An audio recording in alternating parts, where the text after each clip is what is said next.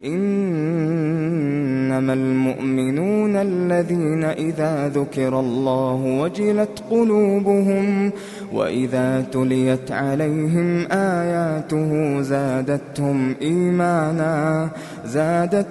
إيمانا وعلى ربهم يتوكلون. السلام عليكم ورحمة الله وبركاته.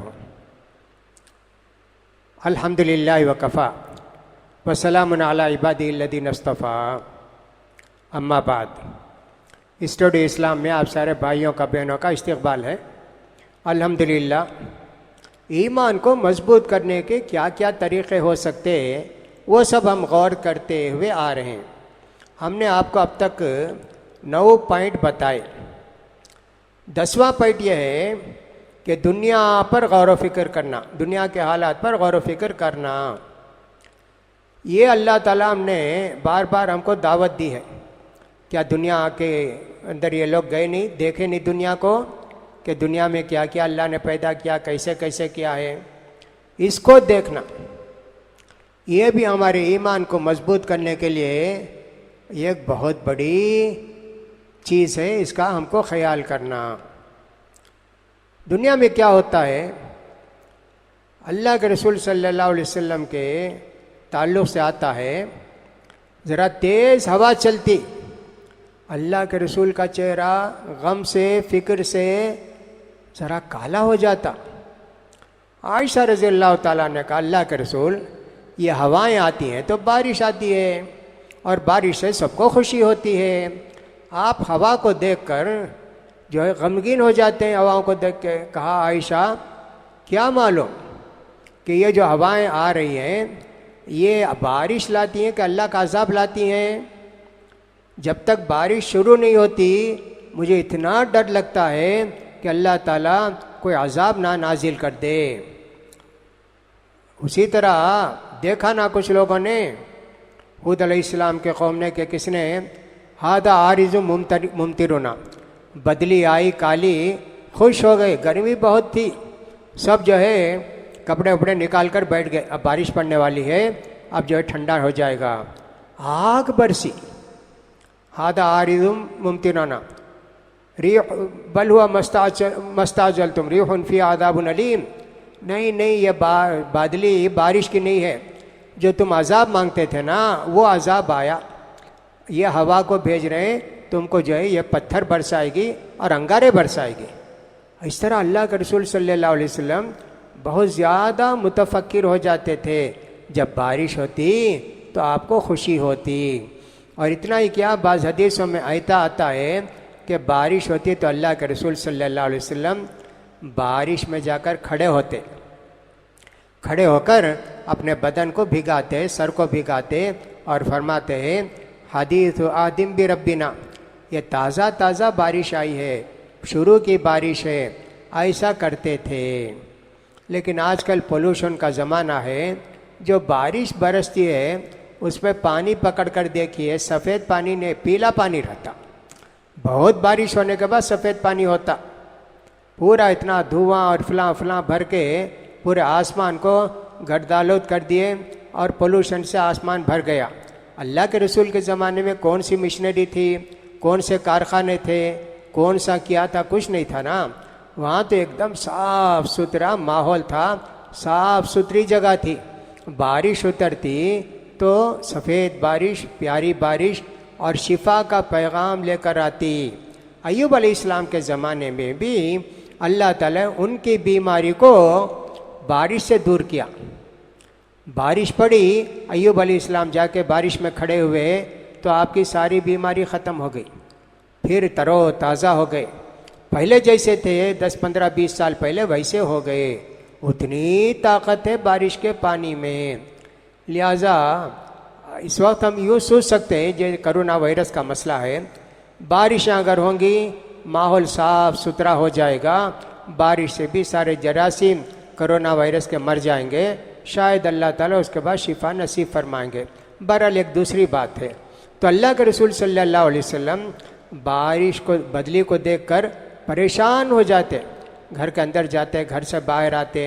ऐसा होता ना, देखिए कभी तो ऐसा होता बारिश नहीं होती, बारिश नहीं होने से ज़मीन सूख जाती, ज़मीन का पानी अंदर चला जाता और लोग जाना, एक दूसरी बस्ती को आना जाना छोड़ देते, क्या क्या सब हो जाता है। दरख्त तो सूख जाते, खेती नहीं होती, बागों में फल नहीं आता। तब भी अल्लाह के रसूल सल्लल्लाहु अलैहि वसल्लम दुआ के लिए जाते। चलो भी अल्लाह से दुआ करेंगे, जाके गिड़गिड़ा के अल्लाह से दुआ करते, देर तक दुआ करते, यहाँ तक कि बारिश होने लगती। देखिए दुनिया की हर चीज़ को सोचना चाहिए।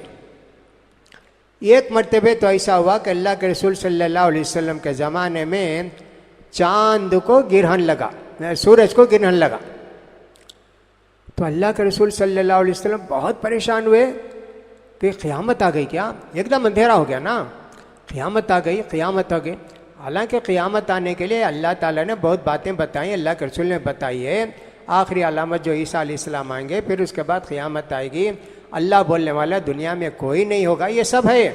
लेकिन फिर भी कोई चीज़ होती है तो साहब आदमी को परेशान होना चाहिए, अल्लाह की तरफ रुजू होना चाहिए। तो परेशान होकर निकलते अल्लाह के रसूल सल्लल्लाहु अलैहि वसल्लम, और उसके बाद जल्दी बोलते बुलाओ जी, नमाज को बुलाओ सबको, अस्सलातु जामिया, सब लोग नमाज को आओ, ऐलान किया जाता, सारे लोग नमाज को आते। फिर अल्लाह के रसूल सल्लल्लाहु अलैहि वसल्लम सूरज ग्रहण की नमाज पढ़ाते। वो इतना लंबा सूरज ग्रहण था कि अल्लाह के रसूल पढ़ाए पढ़ाए पढ़ाए, पीछे औरतें भी थे, बुजुर्ग भी थे, बच्चे भी थे। कुछ लोग तो गश होके गिर गए, बेहोश होके गिर गए, खड़े खड़े खड़े खड़े। ऐसी मस्जिद तो नहीं ना थी अल्लाह के रसूल की, कैसा वहाँ ठंडा ठंडा रहेगा। कुछ औरतें भी देखी कि साहब परेशान हैं। आयशा रज़ी अल्लाह अन्हा कहती हैं मुझे इतना पाँव में दर्द हुआ कि मैं सोची बैठ जाऊं क्या। बाजू देखती, मुझसे भी कोई उम्र वाली औरत है, वो नहीं बैठी, खड़े खड़े नमाज़ पढ़ रही है। मैं भी खड़े खड़े नमाज़ पढ़ी। देखिए एक नमाज ऐसी भी होती थी कि अल्लाह के रसूल बहुत लंबी नमाज पढ़ते थे, पढ़ा के जो अल्लाह से दुआ करते थे। सूरज ग्रहण ख़त्म नहीं हुआ फिर पढ़ते, ऐसा भी होता था। इसलिए आज भी हम क्या करते हैं, सूरज को या चाँद को ग्रहण लगता है, फ़ौरन नमाज की तरफ दौड़ते हैं, नमाज का एहतिमाम करते हैं। ये सुन्नत भी है और अल्लाह की तरफ रुजू भी है, और अपने ईमान को अल्लाह के साथ मजबूर करने के लिए ये एक तरकीब भी है। तो दुनिया के अंदर क्या क्या होता है उन सब पर गौर करना चाहिए। क्या क्या होता हम सबको देखना चाहिए, दुनिया की हर चीज़ को देखना चाहिए कि साहब इसके अंदर क्या है, इसके अंदर क्या है, अल्लाह की क्या मसलियत है। सांप को देखे फ़ौरन दिल में आना चाहिए अल्लाह, एक सांप ऐसा है अगर ये नाग सांप काट दे, जहर फैल जाएगा, आदमी तड़प तड़प के मर जाएगा, उसके खून में पूरा जहर फैल जाता है 1 मिनट के अंदर।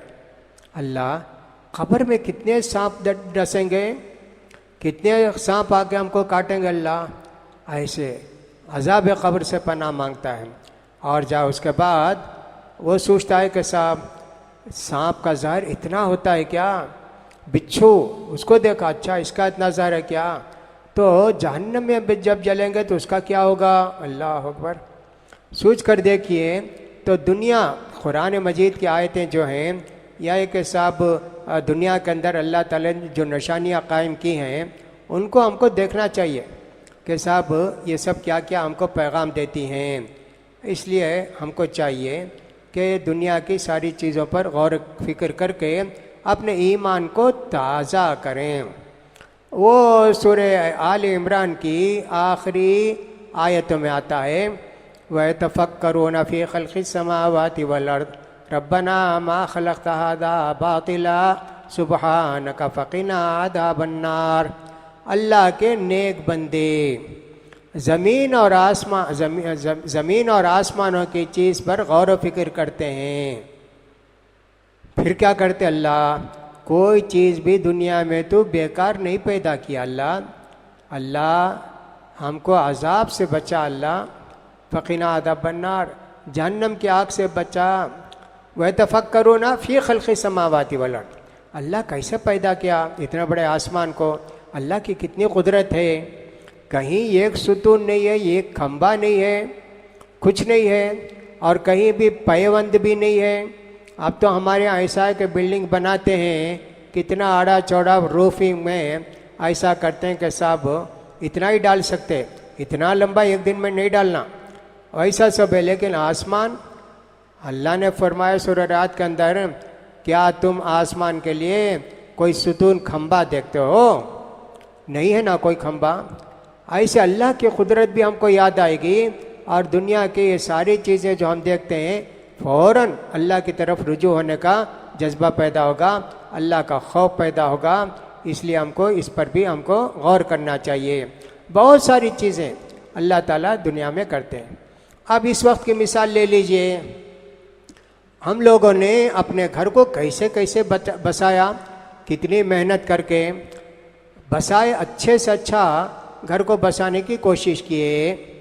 अब ये कोरोना वायरस आने के बाद हर आदमी सोचता मैं बचूंगा क्या इससे, मुझे अल्लाह बचाएगा क्या, ज़िंदगी देगा क्या। अब बहुत सारे लोग अल्लाह की तरफ रुजू हो गए। अल्लाह ताला बीमारियां भी नाजिल करता है, बारिश भी नाजिल करता है और सब सूरज को ग्रहण भी लगता है, ताकि ये सब लोग अल्लाह की तरफ रुजू हो जाएंगे। अल्लाह ताला फरमाते हैं, सनुरीम आयातिना फिल आफाक़ि व फ़ी अनफुसिहिम हत्ता यतबय्यन लहुम अन्नहुल हक़ व अन्नल्लाह अला कुल्लि शैइन शहीद। हम दुनिया ही में लोगों को अपनी निशानी, कुदरत की निशानियाँ बताएंगे। और उनके अंदर भी एक आदमी बीमार हो गया तो क्या होता है, सहाबी साद बिन अबी वक्कास, कितने बड़े सहाबी, हज के लिए मक्के को गए ना, अल्लाह के रसूल के साथ बीमार हो गए। बीमार होते उनको आखिरत याद आ गई, अल्लाह मैं जो पैसा वैसा मेरे पास है पूरा में उठा के दे देना। अल्लाह के रसूल गए उनके पास तो कहा, अल्लाह के रसूल आप जानते हैं मेरी सिर्फ एक बेटी है, औलाद नहीं है, मेरे पास बहुत पैसा है, मैं चाहता हूँ कि पूरा पैसा खैरात कर दूँ अल्लाह के रास्ते में, मुझे लगता है कि मैं अभी शायद चंद घंटों का मेहमान हूँ। ऐसा सब बोले अल्लाह के रसूल को। अल्लाह के रसूल सल्लल्लाहु अलैहि वसल्लम ने फरमाया, नहीं जी, तुम्हारा पैसा बाकी रखो, इसको रहने दो, वो तुम्हारे और भी काम आएगा, तुम इंशाअल्लाह अभी नहीं मरोगे। अल्लाह ताला तुमसे दीन इस्लाम की बहुत खिदमत लेना चाहता है। बहुत सारे नाफरमानों को तुमसे तकलीफ़ होगी, उनको तकलीफ़ होगी, उनको मारोगे, काटोगे, और अल्लाह के फरमा बरदार बंदे बहुत मिलेंगे तुमको। ऐसा उनको तसल्ली दिए। अल्हम्दुलिल्लाह उसके बाद तो वो बीमारी से निजात पा गए, उनके बहुत सारे औलाद हुए और साहब मिस्र को कौन से मुल्क को जाके फ़तह किए वो। देखिए ज़रा कुछ बीमार हो जाता है तो आदमी किस कदर परेशान हो जाता है। अब ये जो कोविड-19 को टेस्ट करते हैं पेशानी के पास ला के, जैसे थर्मामीटर हमारा रहता है ना, गर्मी होते फ़ौरन टेम्परेचर चढ़ जाता, 98 तक रहता, वो मामूल रहता है नॉर्मल, उसके बाद बढ़ते बढ़ते 102, 103, 4 हो जाता, और बच्चों को तो 105 के करीब भी हो जाता। कितना डर जाते, पूरा खून सूख जाएगा पूरे बदन में, ठंडा करो, सर पर पानी भरो, फुला करो, एक बुखार आके आदमी कितना परेशान हो जाता है। तब उसको याद आता है कि साहब इतना सब जमा करके फ़ायदा क्या हुआ, जाने के लिए कुछ नहीं है। नबी करीम सल्लल्लाहु अलैहि वसल्लम फरमाते हैं, इंसान जब मरता है तो उसके साथ यानी मुसलमान 3 चीज़ें कब्रिस्तान को जाती हैं, एक चीज़ वहाँ रह जाती है, 2 चीज़ें वापस हो जाती हैं।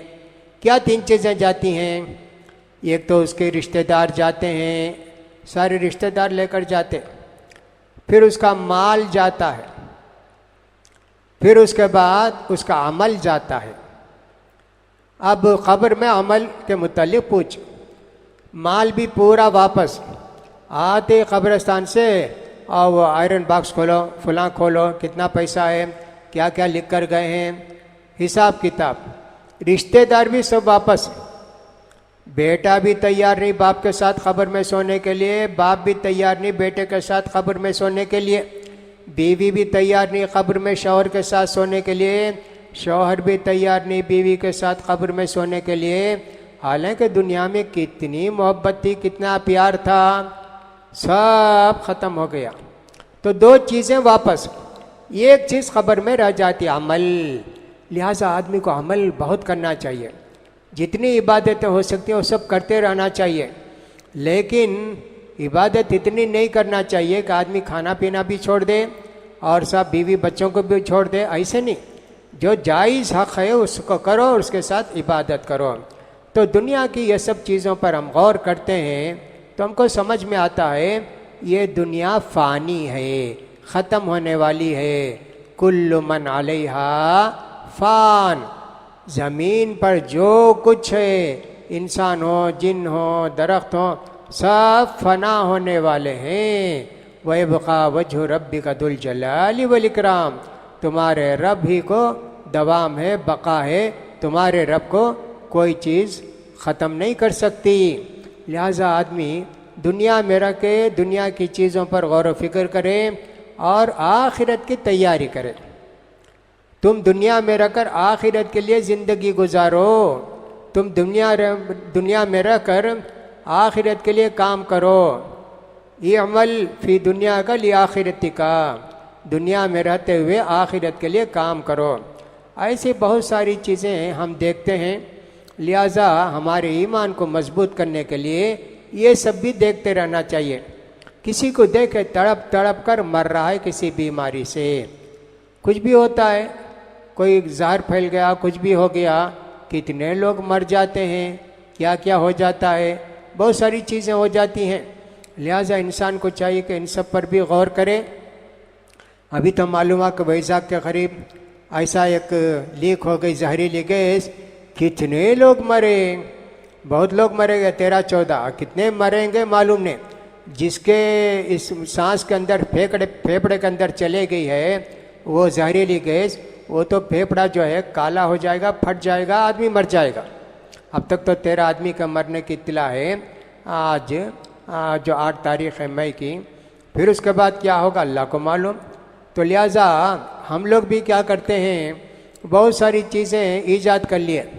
जैसे मच्छर नहीं काटना उसके वास्ते जहर छिड़कते, हीट ये वो मारते रहते, वो सांस लेते ना, वो भी हमारे फेफड़े में जा के हमारे फेफड़े को नुकसान पहुंचाता। ऐसा करते करते उसका शुगर की बीमारी है, फुला की बीमारी है, सांस की बीमारी आई, चले गए, मर गए। दुनिया की कोई चीज़ भी अच्छी नहीं है। अगर ये दुनिया ये एक मक्खी के पर के बराबर भी अल्लाह के पास कदर होती तो ये काफिर को ये घुट पानी नहीं देता।